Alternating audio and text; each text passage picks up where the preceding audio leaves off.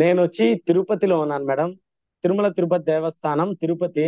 నా తిరుపతిలో వచ్చి ఒక టెంపుల్ అయ్యవారు యాక్చువల్ గా వచ్చి నేను వేదం చదివిన వాడిని. ఓకేనా. నేను వచ్చి పారంపర్యంలో మా నాన్న మా తాత అందరూ వంశపారపర్యంగా జ్యోతిష్యం అనేది చేస్తూ ఉన్నాము. నేను ఆస్ట్రాలజీలో వచ్చి పిహెచ్డి అనేది కంప్లీట్ చేశాను. వేదిక యూనివర్సిటీ ఆస్ట్రాలజీ తిరుపతి.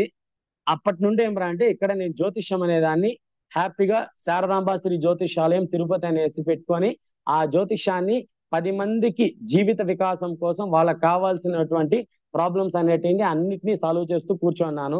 కానీ ఈ యొక్క నక్షత్రము రాసి పెట్టుకొని ఈ క్యాలిక్యులేషన్స్ మా నాన్న మా తాత ఏమి నేర్పించారో అవే చేస్తూ వస్తూ ఉన్నాను.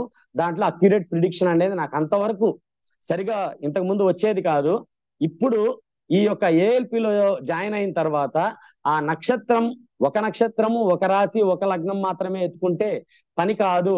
ఇది వల్లరూం అంటే ఈ యొక్క నక్షత్రం ఎప్పటికప్పుడు ఆ యొక్క 1 సంవత్సరం 1 నెల 10 రోజులకు మారుతుంది అనే దాన్ని నేను గ్రహించి సారిచ్చిన రూల్స్ అన్నిటిని అప్లై చేసినప్పుడు వచ్చే ప్రతి ఒక్క వ్యక్తి కూడా తనకు జరిగిన యొక్క జీవితంలో జరిగిన మార్పులన్నిటిని మనం చెప్పే కొద్దీ చాలా చాలా సంతోషంగా ఉన్నాడు.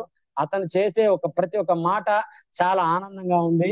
ఈ యొక్క వాయిపు ఇచ్చినందుకు ఉదిబిడమూర్తి గారికి చాలా చాలా ధన్యవాదాలు చెప్తున్నాను.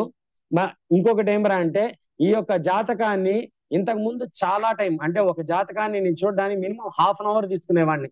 ఆ దశ ఏంది, ఇప్పుడు జరుగుతున్న దశ ఏంది, గోచారం ఏంది, దాని యొక్క స్థితి ఏంది, ఆ యొక్క క్యాలిక్యులేషన్ లో ఎలాంటి మార్పులు మనం చేయాలి అనే ఒక విధానాన్ని ఆలోచించేవాడిని.